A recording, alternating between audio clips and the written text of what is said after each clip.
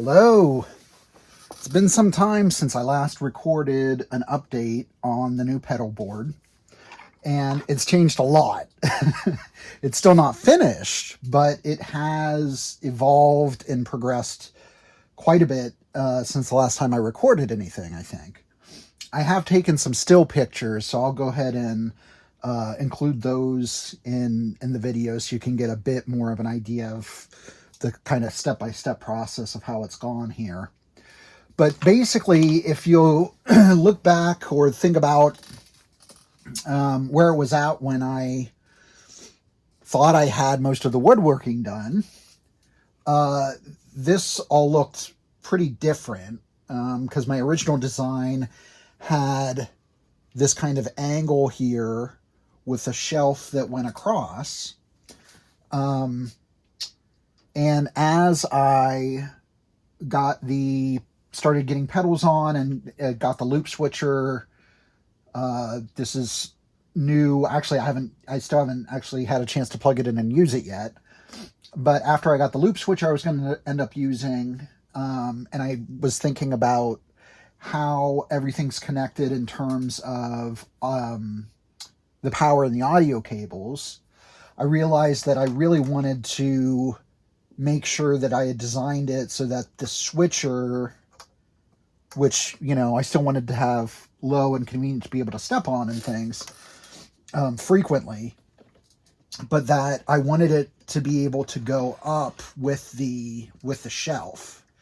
So I've significantly changed the design in that way. This is very heavy now, so fortunately the hinges are quite good. So I've had to make a lot of other changes along the way, both major and minor. I mean, I've also done some just, you know, because I wanted to have things in certain places and to work certain ways. So this is what it's looking like right now. It is obviously quite messy. I'm hoping to clean this up. And I still don't have all of the audio hooked up or everything quite yet. So I just got these two pedals yesterday. So I've done this just temporary hookup to be able to test those and play around with them a little bit. So I'm going to be adding these to the board. I also want to, in order to be able to clean things up and have it look nicer, I'm going to take a thin piece of plywood and remove the Velcro that I had added around here and put down some pieces of plywood with tracks, you know, between the pieces in order to have cables going underneath the pedals that'll be here.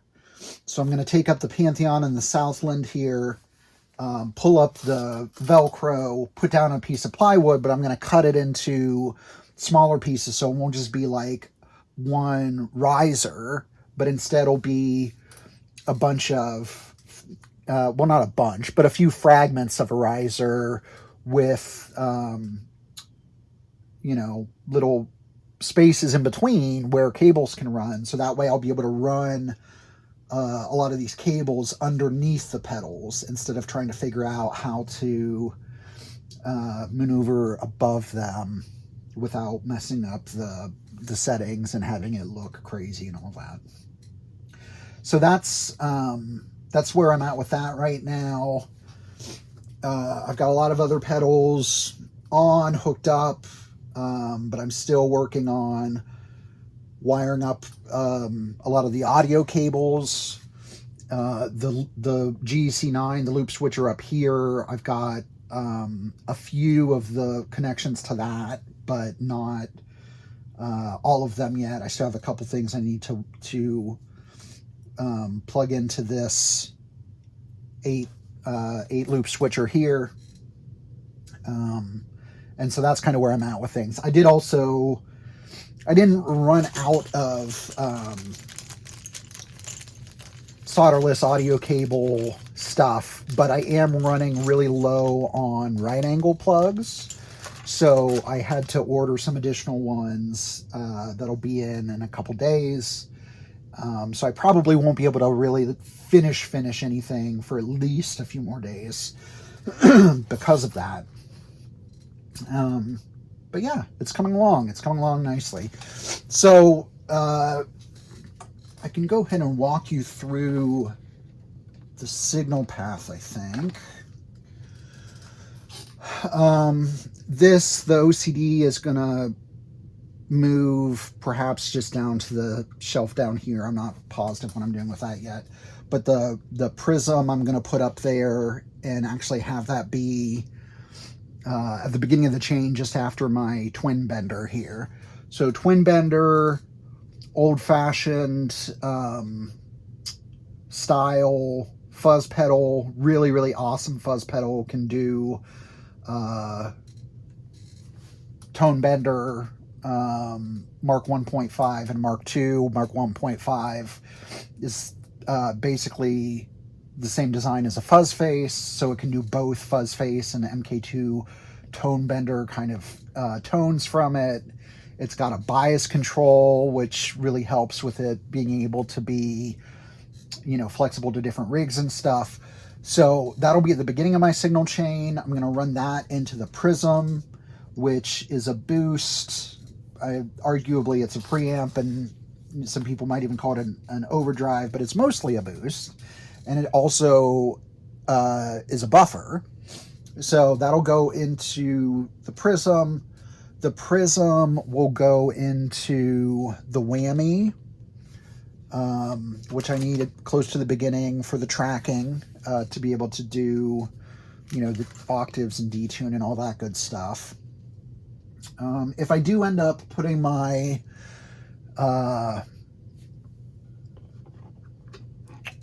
Mythos Argonaut back on here, it'll probably be right before the whammy so that it can track and everything well too. So those will be there. Whammy goes into the broadcast. If you haven't played around with a broadcast before, they really are awesome. Great sound, very touch sensitive, so works great with dynamics. Stacks really well, at least with the pedals that I stack it with, it works really well. If you get the dual foot switch version, the higher gain, additional gain level makes it like a fuzz. It's very cool. It is a loud pedal. It's not necessarily that noisy, but it depends on what you have it come after. So I've got this early in the chain, kind of right after the stuff that needs to be right at the beginning of the chain, because if you try to stack it with anything before it, it just makes it crazy loud. Even though normally if you put, a pedal in before an overdrive, it would just add more gain to it. This actually makes it really loud. So I've got that early on. And then that is going into this 8-loop switcher here. So for that switcher, first in line is the Wampler Bell. Then the Greer Amp Southland, which is a new pedal to me. I've only just had a chance to play around with it a little bit while working on the board over the last few weeks. And it's great. It sounds awesome. It stacks well. I'm really excited to get to really use it in the context of a full board here. I've got the Pantheon here now, and that's been a really, sort of essential tone to have available. But I think I'm actually going to switch that out, at least for the time being. I think I'm going to pull it out. Actually, the prism and some other things, sort of in combination with each other, can give me some pretty close sounds to the settings that I have on the Pantheon for the low gain settings. So I think I'm going to pull it out, at least temporarily, try some other stuff. This Fairfield circuitry, like I said, I just got a day or two ago. and it's excellent. It stacks well. I'm not sure where it needs to go before and after things to stack well yet. I haven't been able to play around with the position and the signal chain yet. So I know that I like the bell at the beginning, well, the broadcast even before that, and then the bell, the Southland after the bell and before everything else. I'm assuming the Barbershop V2, which is what this is also going to work well early, but I'm just not sure how early. I don't know if I'm going to end up wanting it before the Southland or after, or before or after the things that come after that. So that's kind of where I'm at right now. What I'm probably going to do, I created a couple weeks ago a quick, dirty order switcher that I wired up. A real simple one. I just figured out the wiring myself. There's diagrams online you can find out and instructions if you want to do one with an LED.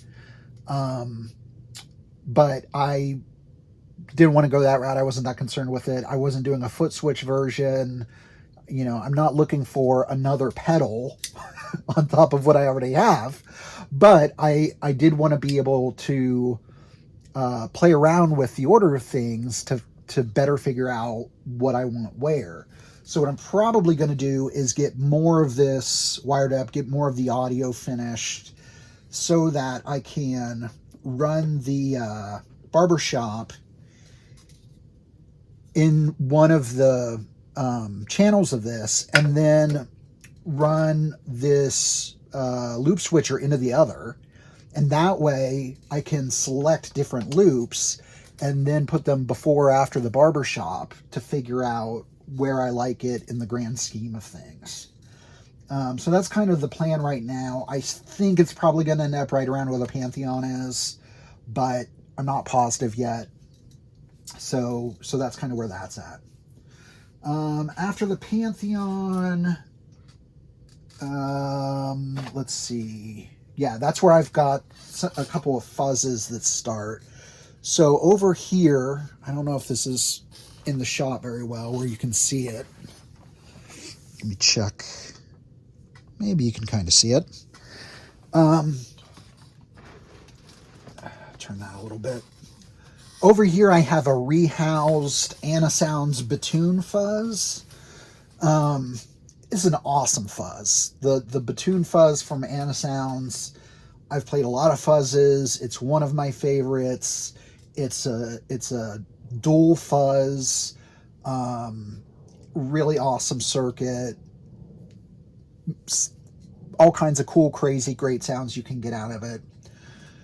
My complaint about the Batoon, and Anasounds is actually done, I think they did a small limited edition version that had more of the trim pots externalized. But the regular version of the Batoon fuzz has kind of a tone and volume knob, though they call them other things. And then there's several internal trim pots. And I understand why some pedal builders like to do that. I know, like Zach at Mythos Pedals too really likes to have a very kind of simple, controlled, set of options on there and be able to give the pedal a certain look and that kind of thing. And to prevent option paralysis by the user, I'm sure. But for this fuzz and all of the cool stuff it can do, I really wanted to be able to play around with those trim pots more easily. And I hate having to actually unscrew the bottom of a pedal and get into the trim pots and try to tweak them. And then, get it back set up in the chain and be able to listen to it and then see if you want to tweak some more. So what I did is, this was my first pedal mod.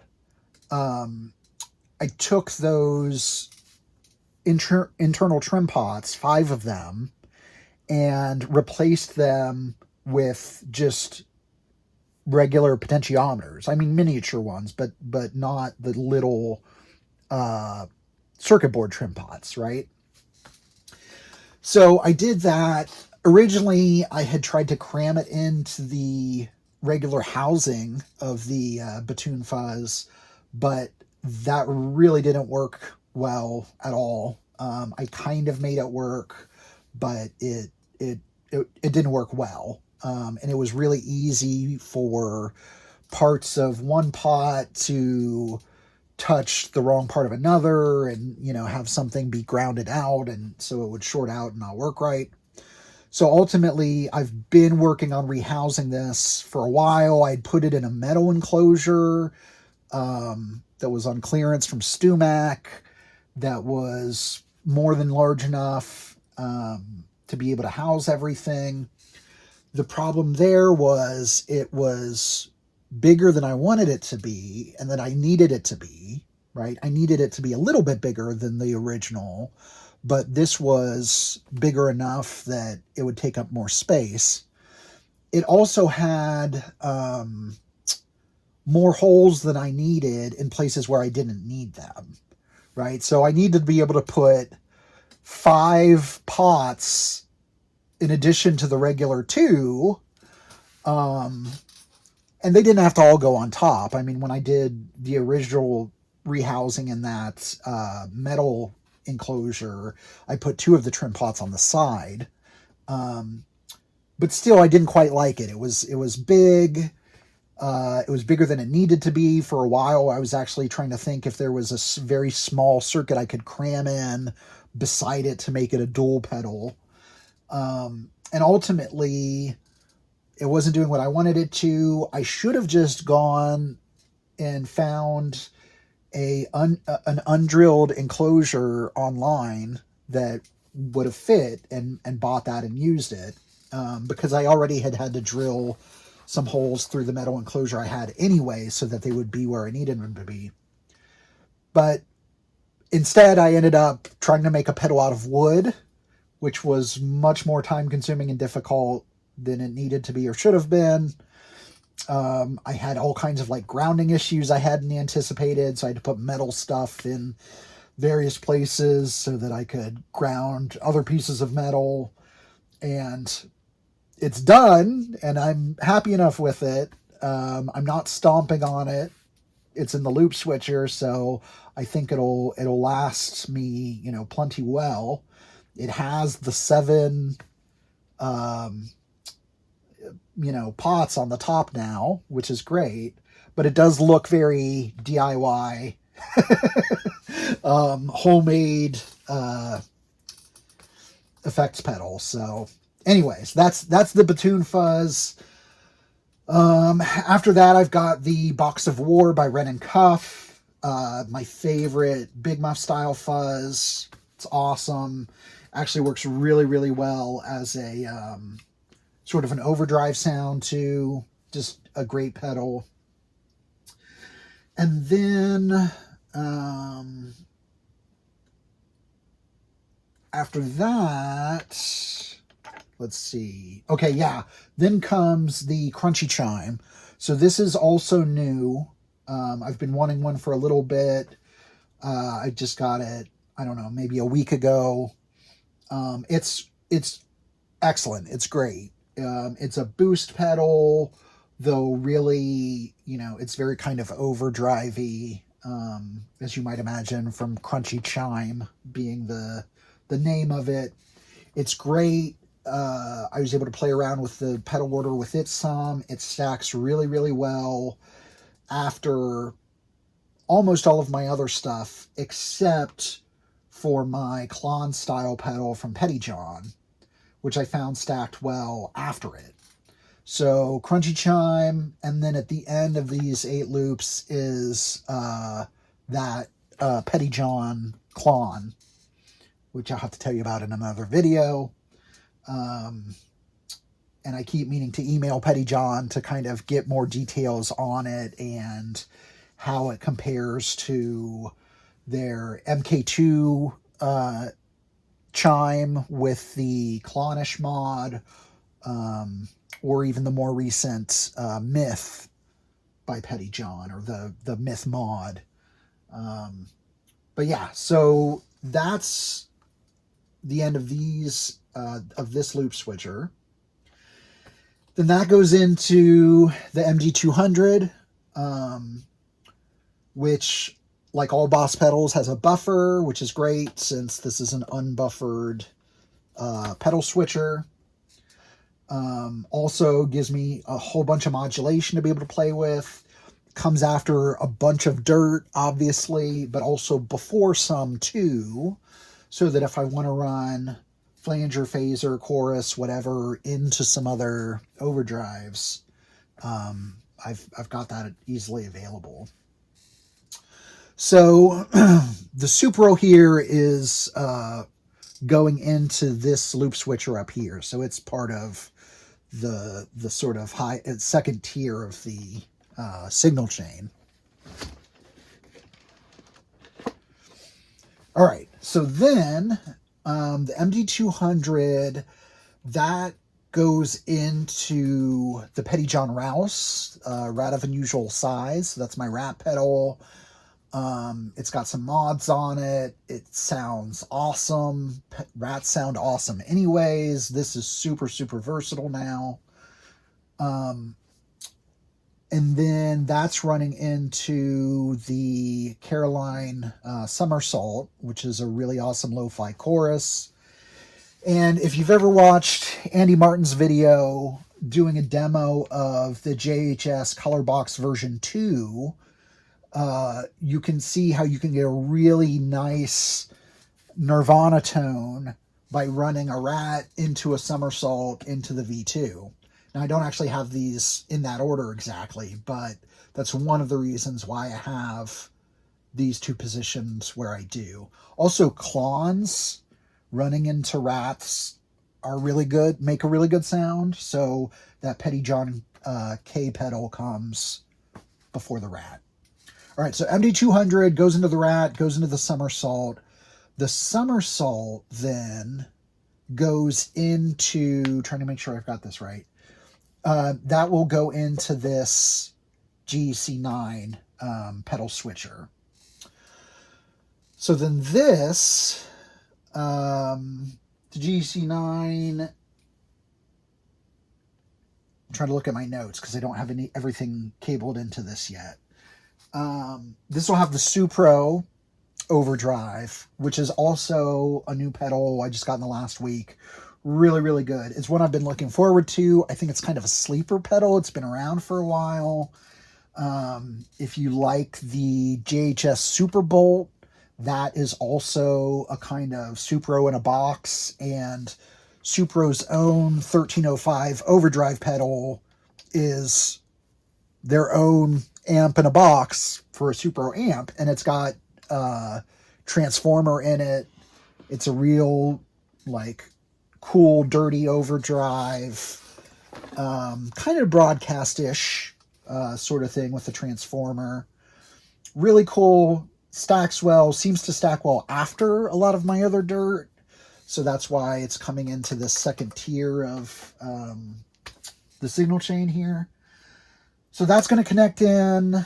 I've got the OCD on, at least for now, that it may or may not stay on this board. But if I do keep it, it'll be one of the second tier overdrives that'll probably come late in the signal. I've always liked it when I've had it on my boards before. I like it to be one of the last dirt pedals, and I run it at the 18 volts, and that sounds really, really good. So I probably will keep that on, at least for now. I'm going to move it, though. It won't be here. It'll maybe be behind the Terraform here. So that'll be on, and then the Terraform is going to come after the dirt. I'm not positive that's the end of my dirt, but that's everything I can think of at the moment. Terraform comes after the dirt. That's the modulation. Now, like I said, the somersault's coming kind of in the middle there. And the MD200 is too. But so this is my end of the signal chain modulation. This is also new. I got this, again, maybe about a week ago. Really looking forward to it. Love Wampler stuff. Love the videos and things I've seen of it. Really looking forward to having a harmonic tremolo, which the MD200 does not have. It's got some great MIDI functionality, which that's the other part of the board I haven't even started figuring out yet, but, that's okay. There's no immediate need for that. So that's going to go into the pedal switcher. And then also the Colorbox V2, which will come even after the OCD as far as dirt and everything. It'll probably come before the modulation, though. I'm just not sure about that, how I want to do that for sure yet.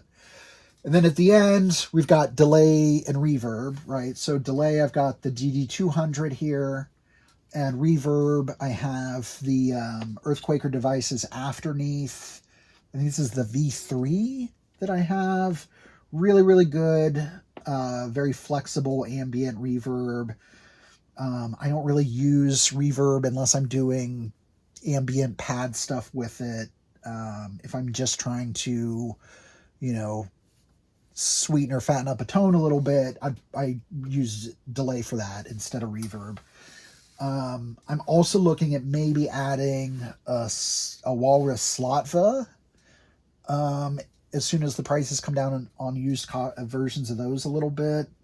And if I do get that, I'll probably put it as the final reverb and maybe move this to before some of the dirt so that I could run a reverb before some dirt and fuzz and get some really cool sort of shoegazy sounds that way.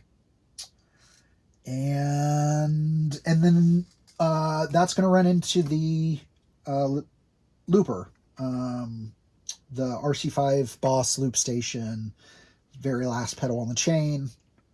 So really excited to get all that going. So it's almost there. It is almost there, but, still lots of work to be done. Lots of work I've done on it since the last time you've seen it. A lot of kind of finalizing stuff too. One more thing about the sort of underside here. This mess. I had originally put in cable ties and everything, thinking that, I really don't want to have to cut and re-terminate every power cord. That a lot of them are quite close to the right length, especially if I, depending on how I route them through other zip ties and cable anchors and things. So originally I did them all in here, trying to get them to the right length to be able to plug them in and get rid of the excess and not have to mess with trimming the cables and re-terminating them. But it, obviously looks really messy, much messier than I wanted it to, or, was hoping for in kind of the grand scheme of things. Cause I really want, even though this will still probably be a somewhat modular pedal board, I'll still be switching things out from time to time, I'm sure. But I really want a nice, clean, semi-professional look to it, with the sort of clean cabling.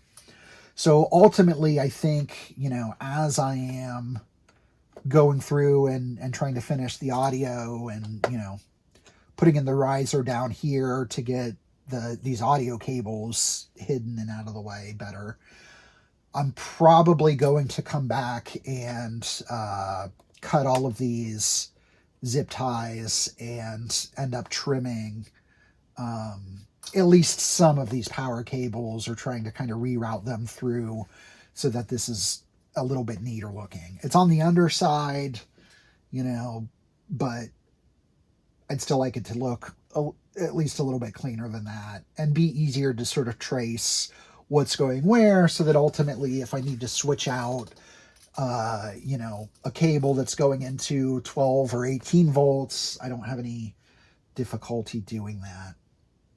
So yeah, that's the board. I hope you are enjoying it. This is my favorite kind of content on YouTube. I love pedalboard builds and what's in your rig and all that kind of stuff. So hopefully you're enjoying this, and I look forward to getting to show you what it looks like when it's finally done.